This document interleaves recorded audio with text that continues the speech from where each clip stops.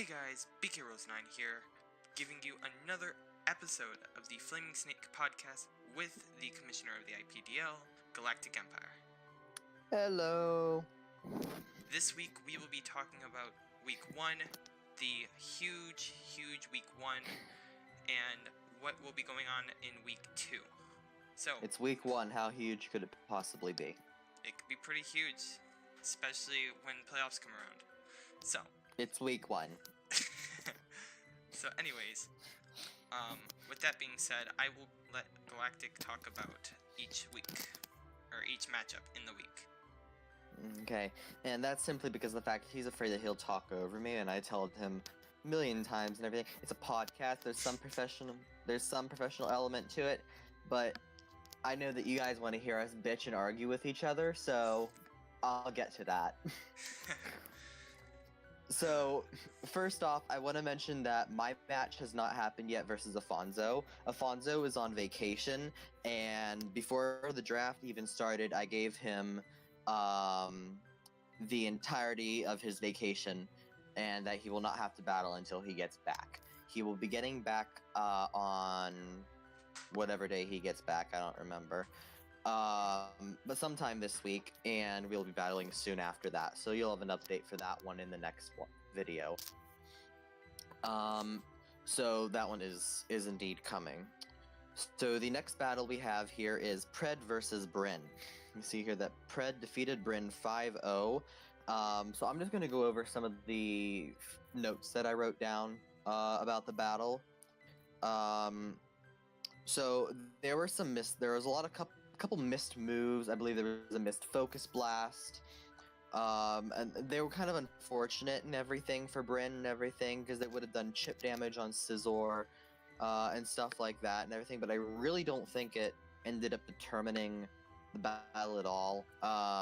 Bryn was just really, he was outplayed, but I think more or less he was out-prepped in the fact that the Clefable did a lot to him, and as well as Pred bringing in Occaberry Scizor. The Occaberry Scizor came in really handy when it was hit by a fire-type move from Amon that I do not remember used it. In the end, though, and everything, it looked like Pred that was going to win 6-0, and then Bryn pulled his amazing prep out, and in the end, killed the Mega Gallade with a Scarf Decidueye, so I wanted to point out that was nice prep there for Bryn. And then once again, I want to point out that there was not much that he brought that could deal with the Clefable. So next up we have Flygon versus Tash. And this one here, it really just started out being completely walled by the Kyurem Black. The Kyurem Black for Flygon really just put on a rampage and everything. I'm not sure if the Will-O-Wisp miss on it was really that much of an effect. I mean, it got a little bit of chip damage on it, I guess, every turn, but it wasn't a physical Kyurem, and in the meantime, it also had Root. So going for it, missing it, and then also going for it again when you could have easily gone for something like a Dragon Claw and everything, I think was a really just a waste of time, and really HP on your Mega Charizard. I think that could have been played a lot better. Choppleberry on the Kyurem Black was nice, Flygon. I hated to see it have to be used to a reversal, and that it reduced it to only 20. I would have loved to see like a bigger hit, you know, on it actually like come in clutch, but it wasn't. But still really nice prep there. I also put down questionable plays by Tash, and that also goes back into the effect of the Will-O-Wisp. He also had the Mega Charizard out again, swapped it out, and he brought it back in against the Kyurem Black, and at that point and everything, really Kyurem Black has done its job and everything, and it was ready to just go down and everything, and I think that was the right play. However, Tash went ahead and used Will-O-Wisp again, and it basically just claimed another kill for the Kyurem Black, which could have completely been avoided altogether, and all. Agreed. So eventually the Kyurem Black did go down, but at that point and everything, you had lost your Metagross, you'd lost your Dugtrio, and you lost your Mega Charizard Y. And at that point and everything, Crobat plus the Rhyperior pretty much cleaned up the rest of your team and everything. After switching out and around a little bit, even bringing out the Azelf to kill off the Skarmory with Flamethrower, the remainder of the team really couldn't break through the Crobat and the Rhyperior. Okay, so the next battle here was Miku versus Gil. So my notes for this one are immediately turn 1. Why do you lead Kabalion? Me? This was a note for Miku. Yeah. It's a late game sweeper. Because I know you're set and everything. That was a late game sweeper. You should have never brought it out turn 1. I will personally say this. I did that because I had a good feeling that he would send out Rabombi at first. At this point, I didn't think he was gonna be Shield Dust, and so if I got a flinch on that, avoiding the sticky webs, then we would be really good in getting our, I believe, our Scarfer in against any mon of his choosing. Okay. So I will admit that. Well, that also leads into my next critique here. Letting Claydol go down really huge, and it led to a lot of great checks to a couple of his mons, especially that Rabombi and everything. That's why he didn't lead his Rabombi, because you had a Rapid Spinner right there and available, ready to use. So there was no reason for him to get webs out, also considering the fact that most of your team, unless you were Scarfed, he could outspeed with something like a Victini or a Kartana. +1 on a Mega Altaria could outspeed. Same thing with Rabombi. So really the fastest thing on your team, minus the Scarf, would be the Sneasel. And I think he felt like he had no real need to get webs up immediately. This is a note for Gil. The Choppleberry on the Pangoro was excellent prep. Took care of the Cobalion, which also you brought in again too soon. But although at that point and everything, I guess it really kind of was necessary. Didn't think it would be Choppleberry, I'll be honest. Because that's how Gil runs. This is my one thing here. Is why why did you bring Fire Blast over Flamethrower? So many things. Saw the Fire Blast and I wanted to strangle you. There was nothing that he had that you should have just not clicked Flamethrower for. Okay, so I'm gonna let you. I want to let you explain this one, because this one's going to interest me. Well, I will tell you guys this, and I will tell you guys this now. There will be more of an explanation on the video that will be coming out soon, but and this is kind of odd, I know. I felt like he was going to bring something different.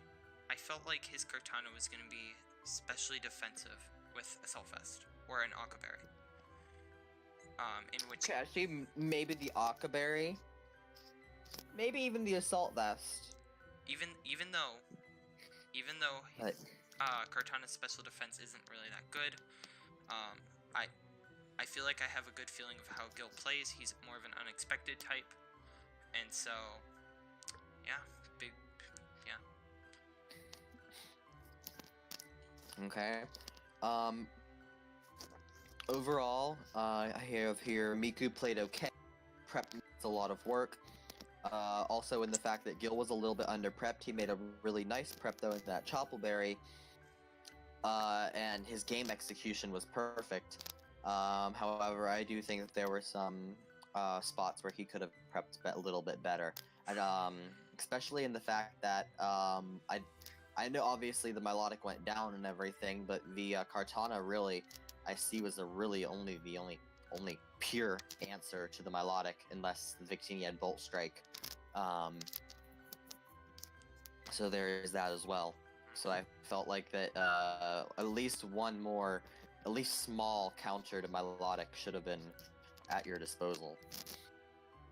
So the next game here was Dante versus Leafy, and in this one, Dante won 3-0.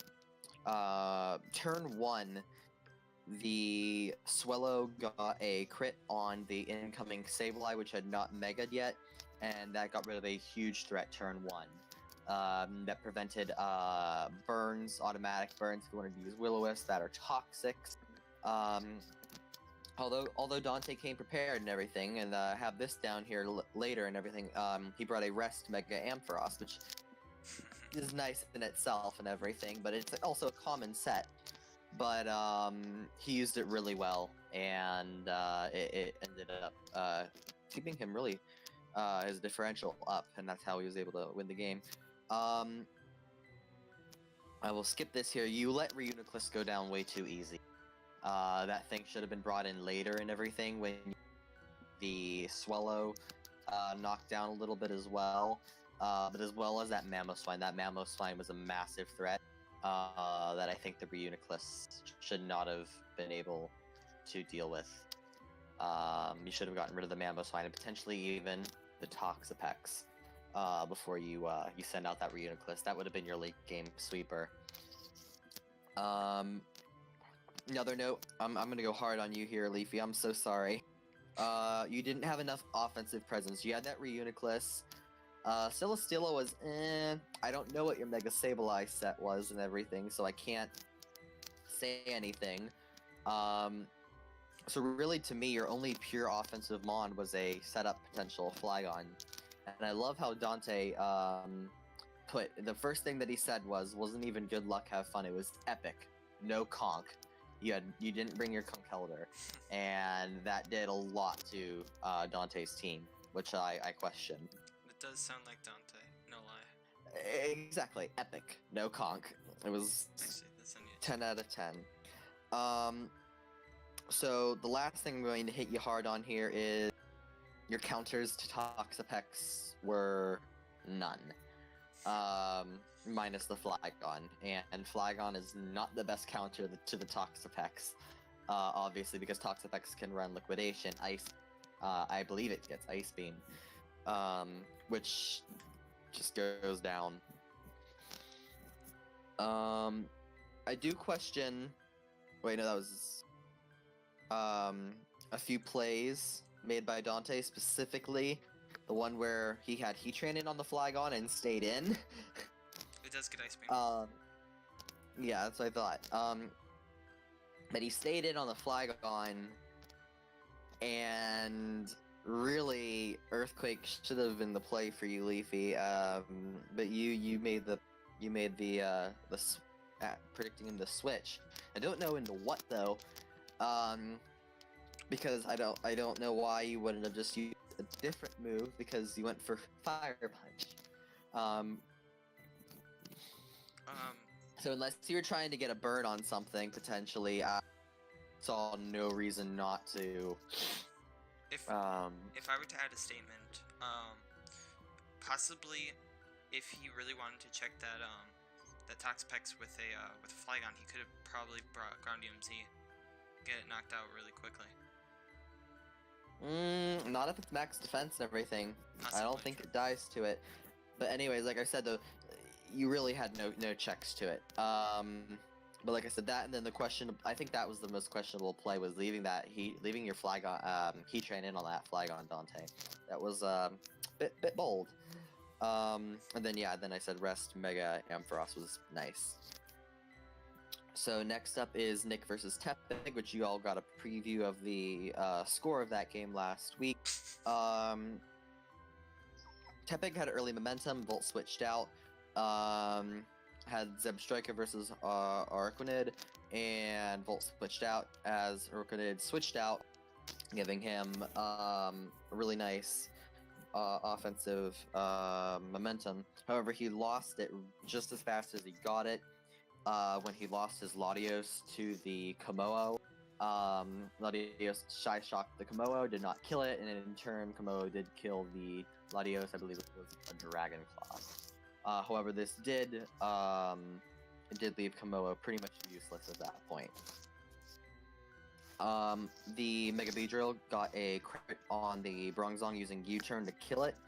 I think that would have been big. It left a hole that Togekiss could have been potentially able to pretty much wall out the rest of his team, assuming the Rotom Mow wasn't scarfed. So that, and then the potential ice from the Mega Sharpedo, but Mega Sharpedo won't be able to take that many hits from the Togekiss, especially if it ran something like Moonblast, it would die in one. So, really, the Togekiss should have won you that game, Tepig, if you had it prepped right. So the Hitmonchan play to the Fire Punch to go on the switch into Mawile was nice, Nick. That was a really nice prediction there. And then there was a freeze on the Suicune. The Mega Sharpedo froze the Suicune, and Tepig ended up having it be a lot bigger deal than it really should have been. Really, you should have just stayed in, continued to Scald, get on the Frozen, do a little Sharpedo, and instead you switched into your Mega Beedrill and returned this Sharpedo, which basically had a free move to use, went and used Crunch, and killed your Mega Beedrill, which was another major offensive threat, just completely gone that you just sacked for no reason. And after that, it pretty much all spun downhill and everything, pretty much dug your own grave.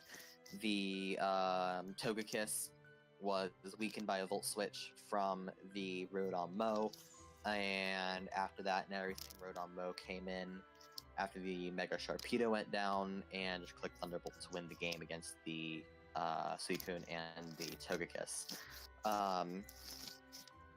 Even by, I really truly do believe that losing that Mega Beedrill cost you the game.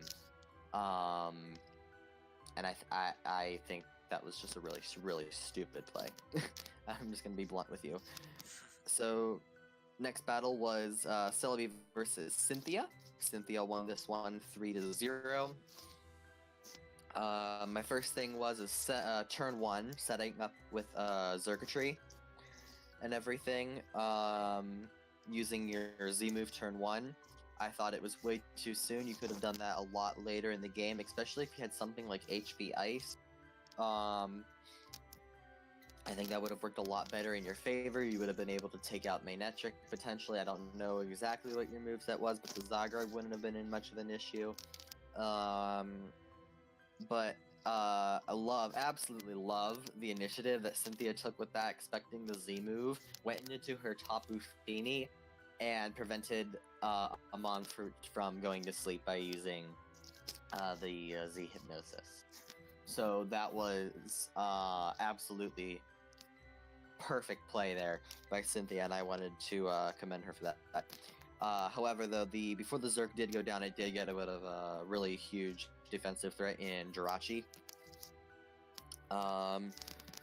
I also have here, not sure if it mattered, but the EQ crit on the Mienshao got rid of another huge offensive threat from Cynthia's team and everything. The Aggron came in and clicked Earthquake and killed the Mienshao. At that point, I really didn't see that much of a use for the Mienshao anymore. However, Poison Jab or something like that could potentially still limit the use of mons like Celebi and Togetic. Not many counters to the Mega Manectric later on. Really, Mega Manectric just could easily run through your team if prepped right. The Overheat, Volt Switch, I'm assuming a Thunderbolt, and potentially an HP Ice or something like that. Maybe even HP Ground, I really don't know. But you really didn't have many counters to the Manectric, especially when you combine that with the mixture of that and Darmanitan, with an physically offensive presence. You Volt Switch with the Mega Manectric on the Manaphy really wouldn't have killed it. However, you did get a crit and killed the Manaphy. This really would not matter, as whatever Mon she would have sent into sack, most likely Fini, would have just sent right back out the Mega Manectric to kill you with a Thunderbolt or something like that. So really, it didn't matter. And then later on in the game, like I said, Manectric and Darmanitan swept an assist from the Zygarde, setting up and getting the Togetic really low. The last game of the week here was Trainer versus Saigai. I really don't have much to say about this one here. Saigai beat Trainer 6-0. So turn 1 and everything, Mega Aerodactyl versus the Ferrothorn. Fire Thing on the Mega Aerodactyl was a nice bring. But then also, Trainer, you had 2 opportunities to use Gyro Ball. I understand you going for Stealth Rocks turn 1 and everything. But you also had a really good opportunity to use Gyro Ball against the Tapu Bulu one turn. And I really don't understand why you didn't use that instead of Knock Off unless you didn't have it. I think that's the only reason why you should have not have used it. You had no hazards, and because had no hazard remover. I'm sorry. Because of this and everything, with Saigai having to switch around so much between 2 Mons that you really could not break, you were forced to switch out and move around a lot, and it whittled your team down so much due to the Stealth Rocks and everything. The Typhlosion was completely weakened. Mega Absol took a little bit of damage and everything, but the Greninja and the Typhlosion really took the brunt of the damage and everything, completely rendering them useless. I really don't have much more to say about this, except for, once again, Trainer, you had no counter to Bulu plus Chansey on your team. I mean, that in itself is, as like I said, absolute cancer, but you had no way to break it, and all he had to do was play around it and keep hazard stacking off of his side of the field, and he pretty much won that game. Okay. So with that Now that that's over. So with that being said, we might as well go down here to the league standings, and as you can see, Saigai and the Amsterdam Rams in first place, followed by the Dallas Deoxys, the Kakuna Kyromes, and then Cynthia, Nick, Dante, and Gil rounding out the winners. Still have Galactic and Afonso still needing to play, and then we have Miku, Leafy, Tepig, Selby, Tash, Bryn, and Trainer rounding out the bottom half of the league.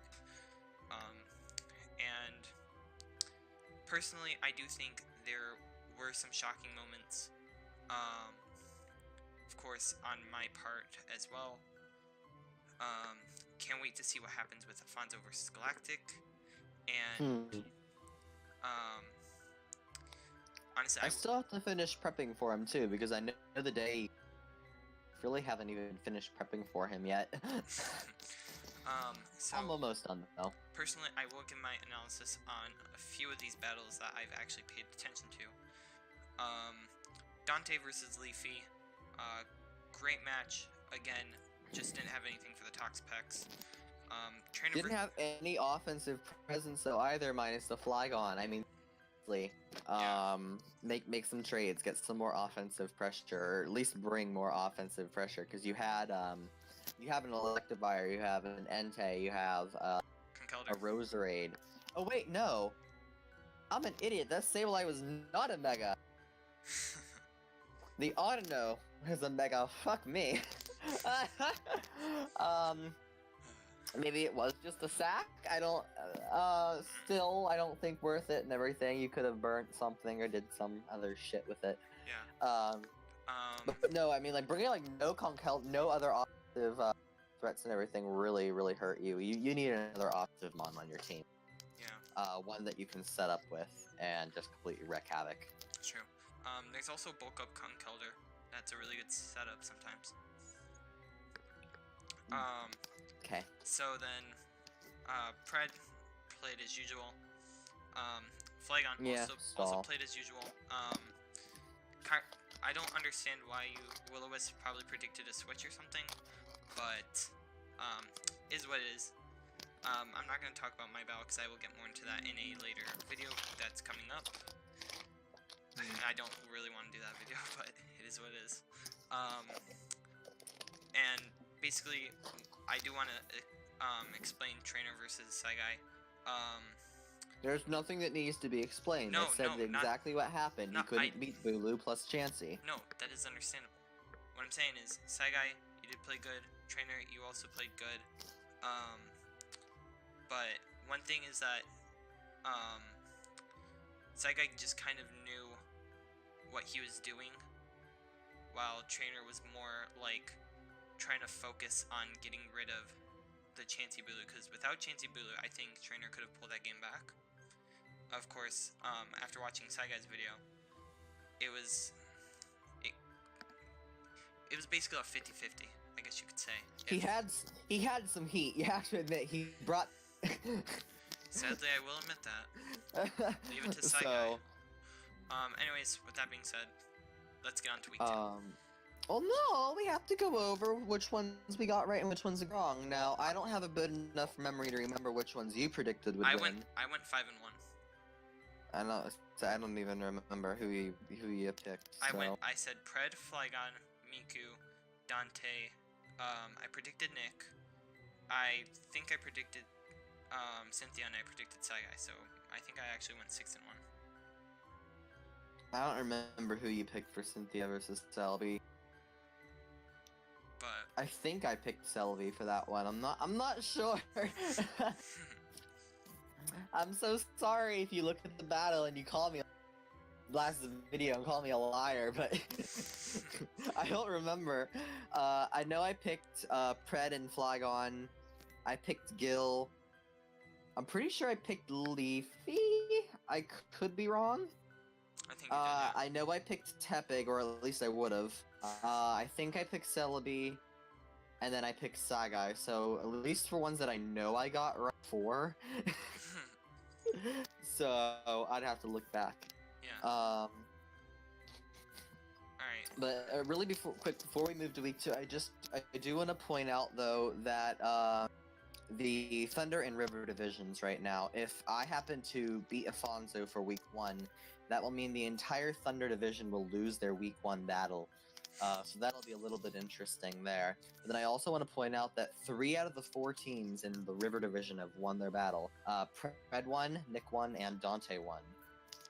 So that'll be really interesting to see how that will eventually all just turn out in the end. Because I mean, I'm looking at everything. I'm thinking, that or the Thunder division was supposed to be the division to watch for only 1.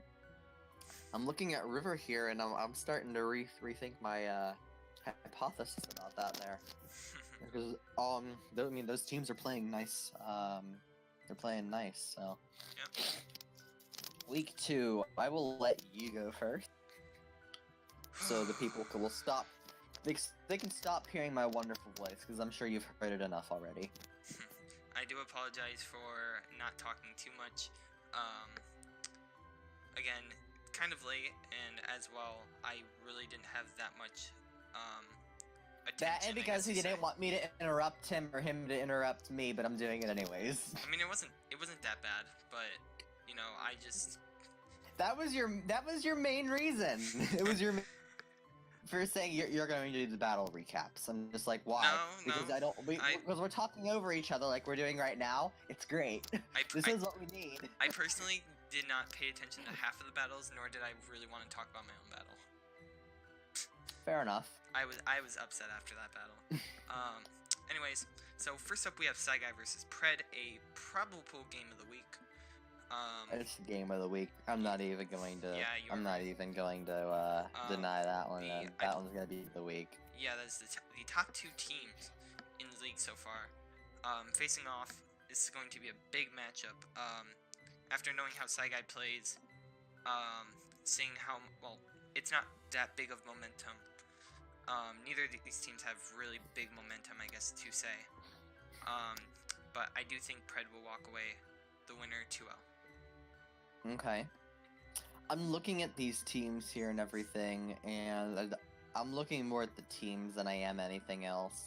And right now, I see the major, like last week, like I said, defensive core of Bulu plus Chansey. he can't use that, or at least not as effectively this week and everything. He has both physically offensive and specially offensive threats that take care of both of those mons. Yeah. So he'll need to do a lot of different things, pull off a little bit more heat, I think, and then also I think those same mons that check his defensive mons also can act as really good defensive mons for Pred. Minus like that Mega Galade and everything. I love Mega Galade, and I'm so sad that it went down. Yeah. Oh, I would love this. I love Mega Galade. I want to see that thing put into work. Yeah. I do agree, though. I think Pred has the better matchup, team-wise, to defeat Sagai's defensive core. Agreed. So I'm picking Pred. Okay. So next up we have Cynthia versus Afonso. Of course, we haven't seen much from Afonso, so we do not know how this game will be impacted. However, I do think that Afonso's got the more experience. I wouldn't say team, but more of the experience of battling. Of course, then again, I do not know how long Cynthia has been battling. I apologize to you, Cynthia. But Draft League, this is her first Draft League. However, she's been doing OU battles for a while now, so she knows her way around and everything. I mean, did you see that awesome play that she made predicting the Z Hypnosis shit? That is true. That was, God tier level play there. I will give you props for that, Cynthia. But personally, I do think that Coco Lucha could actually run all over this team. Now, a possible counter to this I can see would be Tapu Fini, completely countering out the berry if there's an automatic switch in. I also do think that if webs are up from Cynthia, that she could take this over, but it's not a counter to Halucha, so I gotta give this one to Afonso. I think Cynthia has some really good plays and everything, and she plays really well. She played really well against Celebi and everything. I think that she'll surprise a lot of people and bring it close. But I think Afonso has, like I think the experience will win out in this one, and Afonso will win. Maybe a little bit closer than people would expect, though. Agreed. Okay, so next up we have Nick versus Celebi, and I'm just gonna say this right here. No, like, super analysis on this one. I just think Nick will win. Personally, I don't think Celebi is up to that level that Nick has reached, if that makes any sense. I think Celebi has just lost his edge, especially after a few seasons of just constant losing records. And Nick has been playing his best Pokemon since ever, really. Ever? So since ever? So I give it to Nick. Okay.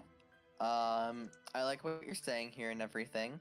I think Celebi might win. I'm still giving it to Nick, but I think Celebi might win because I know Celebi, Nick, and I aren't as big of rivals as just me and Nick. And same thing, like I said, Celebi and Nick aren't as big of rivals as me and Nick, or Celebi and Sagai are.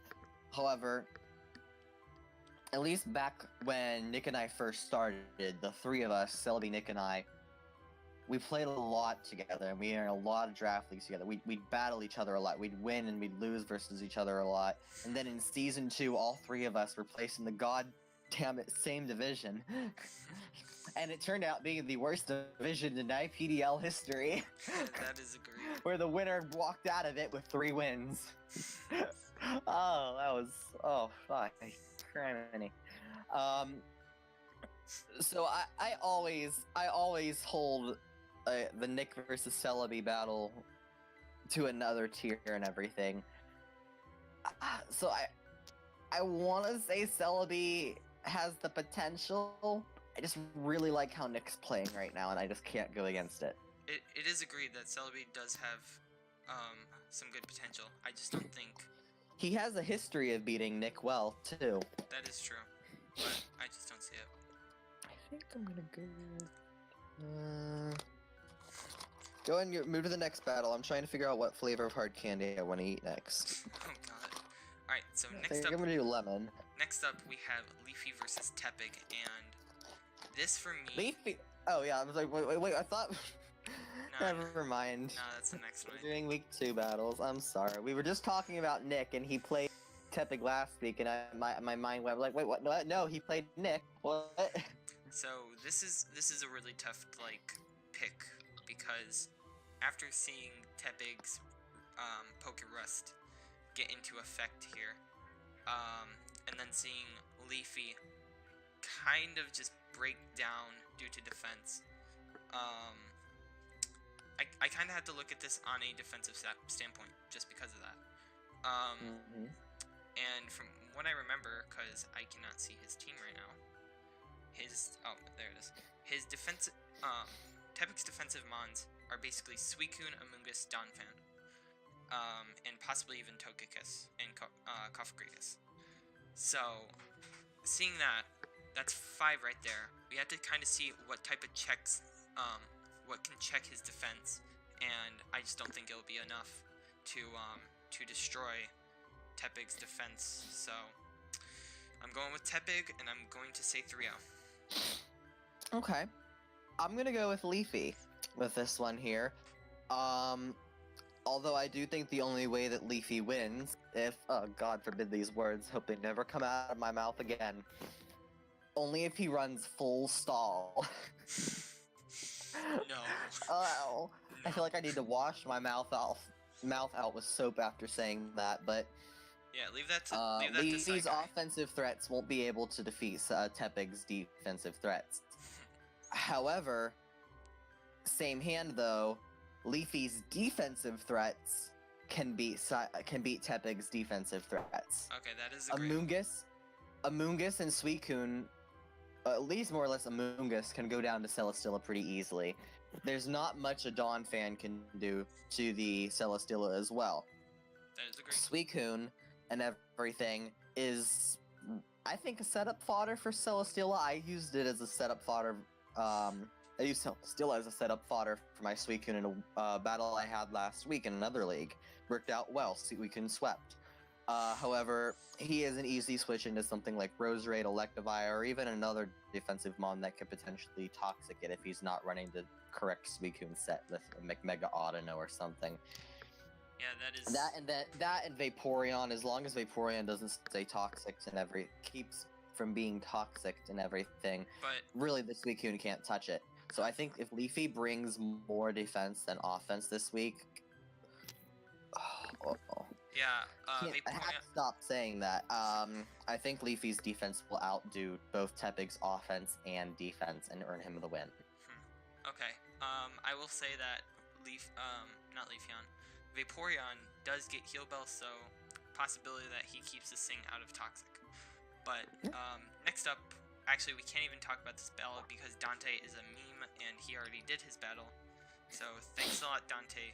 You ruined the podcast.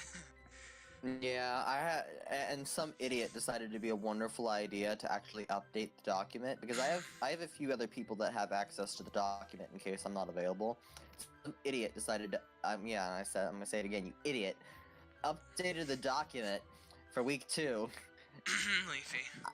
Oh, that came We out. don't know that. I think there's one more person that has access to it. That came out And I feel really bad if it was that person because he's not an idiot. Debatable at times, but yeah. But no, so I had to put in the announcement, do not update the document until the end of the week. So I had to remove all of the week 2 stuff already, and it took me like 30 minutes because I had to watch all the battles over again, and it was not fun. Yeah. Really, just by looking at it though, obviously, like I said, this one won't count towards our overall record and everything. I probably would have went with Dante simply because of the fact that he has better check to Gil. Oh yeah, that is agreeable. I would have went Dante as well. Than Gil does to Dante. I probably would have went with Dante. Yeah. In a very close 1 or 2-0. Yeah, I don't think I don't think Gil is ready for any of Dante's checks, to be honest. So, yeah, I would have went Dante, probably 3 or 2-0. Either or. Yeah, I would have done the same. Mhm. Okay. Next battle is Tash going on the road to face Miku, and I feel bad for you. everyone feels bad for me.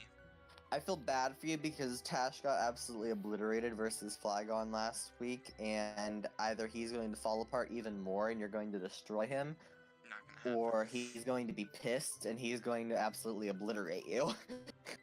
I see it being like a 5-6-0 victory for either team. But which one are you predicting? I'm gonna go with Tash on this one specifically because of the fact that usually when he loses really bad, statistically his next battle is an absolute blowout in his favor. The last time that he lost a battle more than 5, or at least more than 4-0 or whatever, he ended up sweeping the next week. So, and that could be taken statistically on like different things, like different opponents, different matchups, all that. But because you should know me by now, I am going to kind of think about who I want to win this one, and I'm gonna say Tash, personally. I know as a coach, I shouldn't be saying that my opponent will win because it doesn't bring good morale to himself. But well, that's fine. I chose Afonso for week 1. True that. But I don't really care though. I try not to pay attention to it and everything. I go based upon facts. And facts say that Afonso should beat me.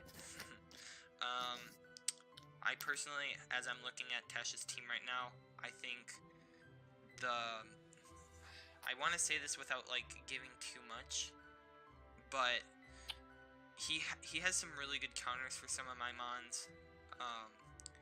He's got good hazards, and that's really just all I'm gonna say. So, okay. Tash, Bryn versus Flygon. Oh, sorry. In advance, I will say, Tash, I do wish you good luck, because this match is probably going to be a really good match. Okay, so next up we have Bryn versus Flygon, and we should all know this by now.